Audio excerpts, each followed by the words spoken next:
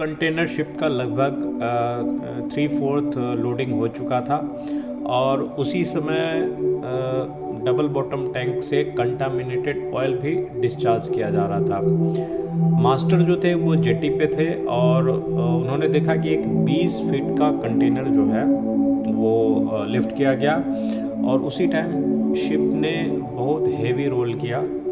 स्टीवडोर ने बताया कि उस कंटेनर का वज़न लगभग 20.8 टन था और उसका जो नियोजित स्टोरेज डेक था वो बे 4 की दूसरी टियर में थी।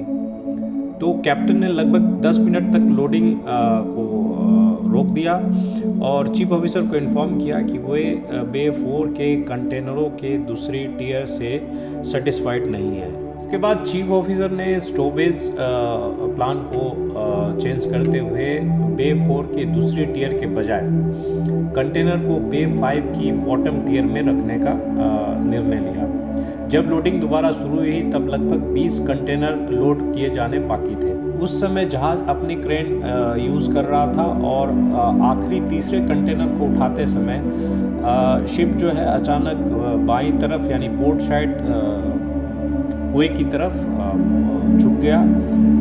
मास्टर ने बलास्ट के माध्यम से जहाज़ के लिस्ट को बैलेंस करने का कोशिश करते हैं लेकिन उसमें कोई रिज़ल्ट उनको नहीं मिलता है और शिप लिस्ट होता ही चला जाता है और फाइनली वो कैप्साइज हो जाता है। मास्टर और चीफ ऑफिसर ने जहाज़ की मूरिंग लाइन को खोलने का कोशिश किया लेकिन वे सक्सेसफुल नहीं रहे। ऑफिशियल इन्वेस्टिगेशन में पाया गया कि कैप्साइज का जो मेन रीज़न था कि उस टाइम कंटेनर जो जब उठाया जा रहा था उस टाइम शिप में स्टेबिलिटी बिल्कुल भी नहीं थी। क्रेन के जिप से भारी कंटेनर के लटके रहने के कारण बाईं ओर अचानक और बहुत ज़्यादा ही लिस्ट हो गया और जिससे जहाज़ एक ऐसे एंगल पर पहुंच गया जहां पर उसकी राइटिंग लीवर जो थी वो नेगेटिव हो गई और जिसकी वजह से शिप कैप्साइज हो गया। इस अवस्था में स्थिति को सुधारने के लिए कुछ भी नहीं किया जा सकता था।